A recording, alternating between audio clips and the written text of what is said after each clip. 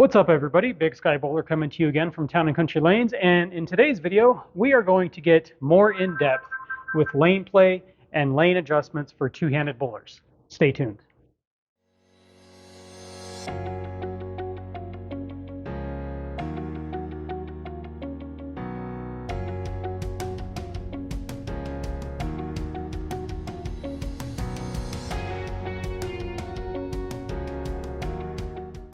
Welcome back to the channel everybody. So the video I released last week kind of started the discussion of lane play and kind of lane play in general when we talk about bowling equipment with certain core types, certain surface types, and that kind of thing. It was geared towards the general bowler. Today we're going to talk about lane play when it comes to a two-handed bowler. Now out on the lanes today is a sport shot. I have no idea what the sport shot is. This is actually a sport shot that was placed out on the lanes last evening for the junior bowlers for a junior gold league that we have out here at Town and Country.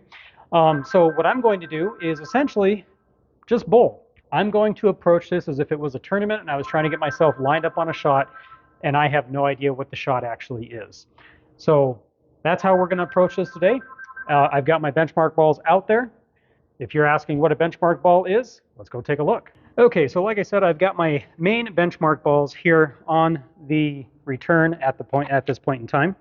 And for me, that consists of my Fantasy Days symmetrical solid with a layout that gives me a lot of control over the ball. The pin's pretty close to my fingers. It's above my bridge. Well, not necessarily above my bridge, but it's right above my ring finger. That gives me nice smooth shape throughout the entire lane. And then I have my benchmark asymmetric piece, which is a little bit higher RG. The pin's a little bit taller on this one, so it flips a little bit at the back because it's a high RG ball. I want to make sure it turns the corner. And then the last benchmark piece we have is my Big Bro Burn Up urethane ball.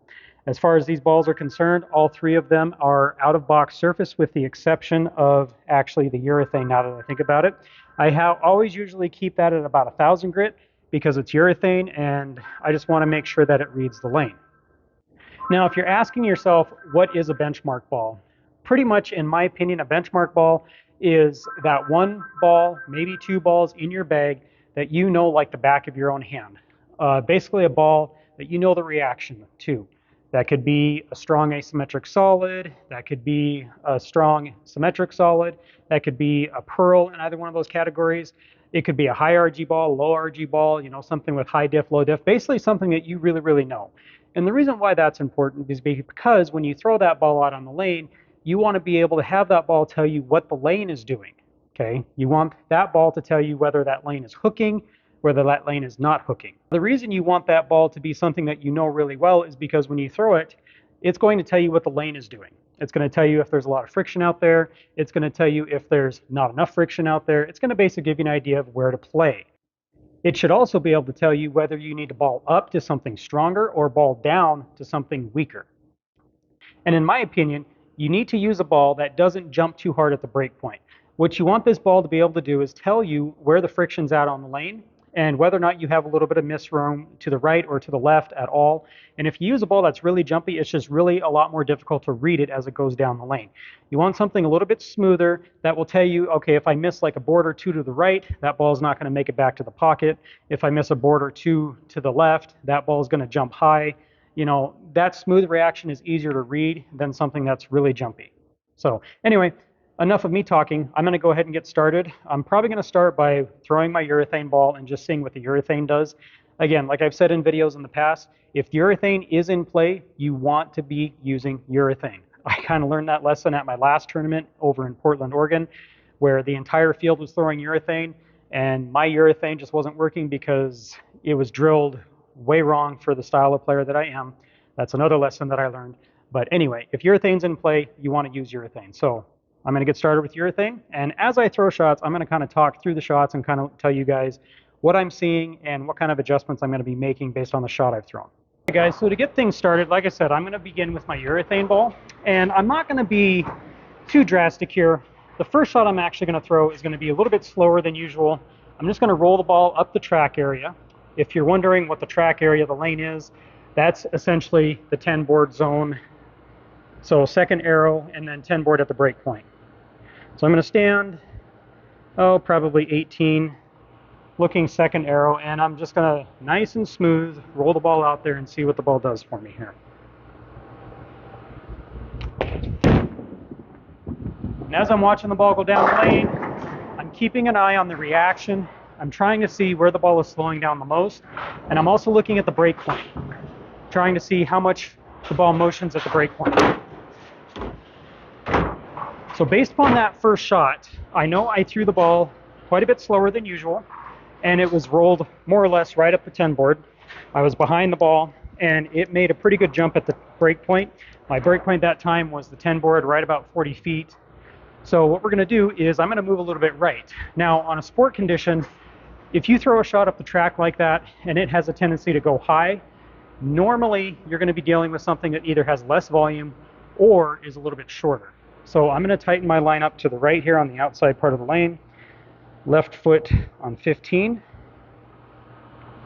And I'm going to move my target a couple to the right. We're going to try right up the 8 board and see what we get here for a shape.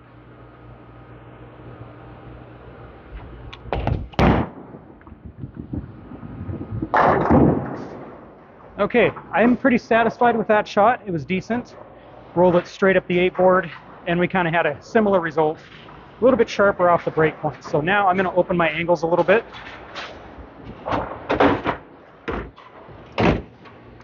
So already in 2 shots with the urethane ball, I'm thinking that this particular shot is a little bit shorter, possibly a little bit less volume. So we're going to stand in the same spot, which was 15. And I'm going to move my target to the right. So I'm going to look probably 7. That's going to move my break point a couple boards to the right. And again, we're going to keep the hand behind the ball and just roll it and see what it does here. Pretty good. Okay, that was a really good shot. So we opened our angles a little bit. I got the ball to the right, out to about 5 at the break point. And it did shape off the break point, but as you could see there on video, it did not go through the pins well enough to carry a strike. So what we need is a little bit more entry angle. I'm going to try one more shot with the urethane before I try something different. I'm going to adjust my feet 3 boards left, so I'm moving back to 18. I'm going to keep my break point at 5. And my eyes are looking, probably 8 or 9 here. I'm going to give it some rotation and see what this ball does.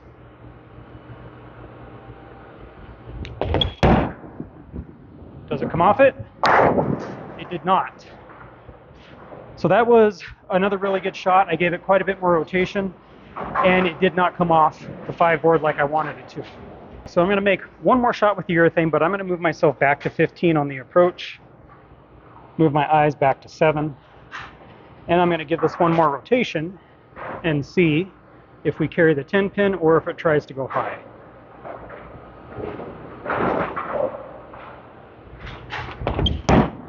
Pretty good. Does it come off it?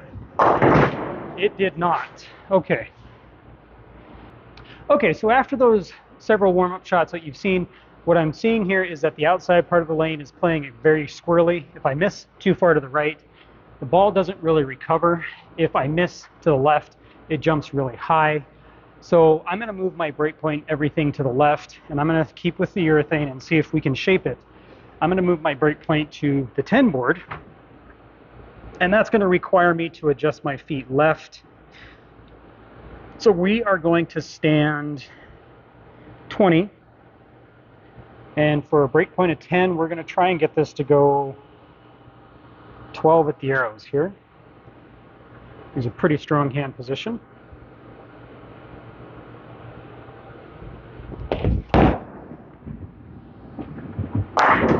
Okay, not bad. That was actually a little to the right. So I hit 11, and that put my break point about 8, but the urethane ball came off it. And that's a really good sign.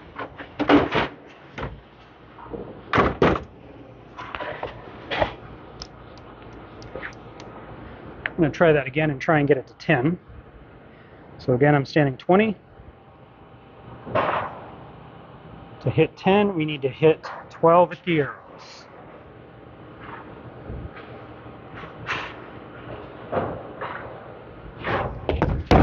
That's better. Does it shape? It did. Really good. Okay.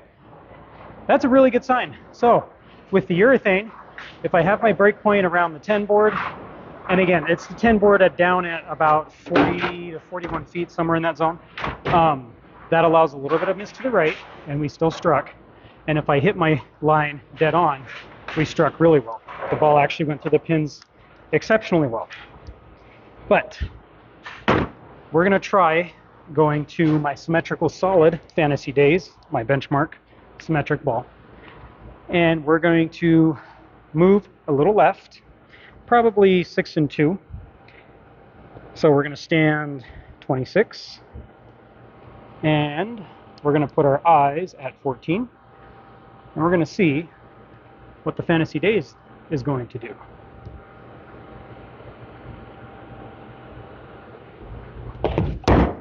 Good shot. Okay. That looked pretty good as well. Now, as I said earlier, if urethane's in play, you obviously want to be using urethane. Why? Because urethane has a tendency to give you the maximum amount of control over the pocket. The downside to using urethane, of course, is it carries oil with it down to your break point, which is going to make the pattern play extremely difficult as the qualifying block goes on and on. It's going to make the lanes play a lot longer than they should and get pretty squirrely late. So what I'm trying to do now is just see if I can get a reactive ball to work and give me that miss room without jumping too hard. So on this shot, we're going to stand again at 26. I'm going to move my eyes one board to the right, which should, if I'm accurate, allow me to miss right by a couple boards at my break point. And we'll see what the Fantasy Days is going to do here.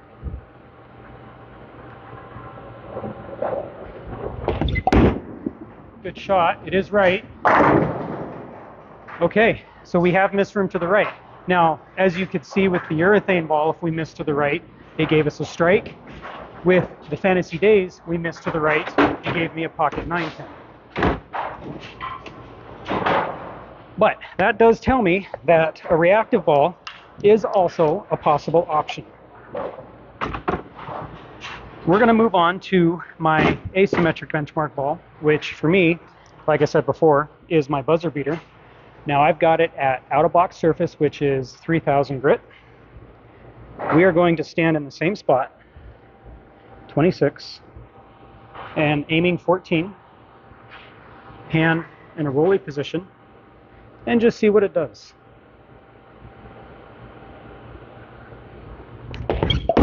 Oh, I got around it too much, but I hit my line, and of course it shaped really hard. That's what happens when you rotate the ball too much. We're going to try that again.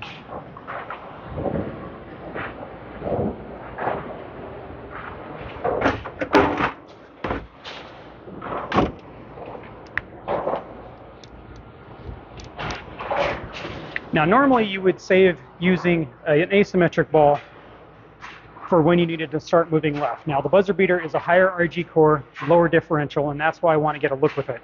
That lower differential gives you control, and that high RG gets the ball to go down the lane quite a bit further. So I just want to see what kind of a look we get with it. Now, when I got around it there, it came off the break point pretty sharply. And if that's the reaction it continues to give me, it's probably going to go back in my bag until later.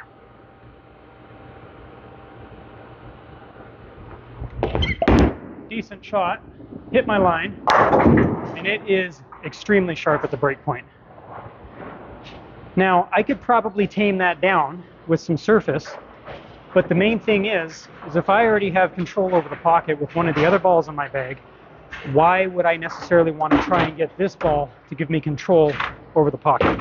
I've already got two balls that are doing that for me, which are the balls that I would usually start with. It would be better to save the buzzer beater for later in the block.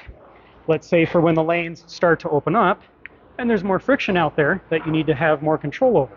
Again, it's a lower differential ball with a high RG core. To test that theory, we're going to jump left. So I was 26 and 14 that time. We are going to go to 32 and 16. Same hand position.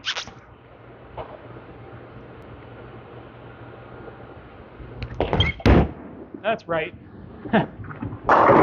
But wow, that was actually really interesting. So I missed way right. I was horribly right.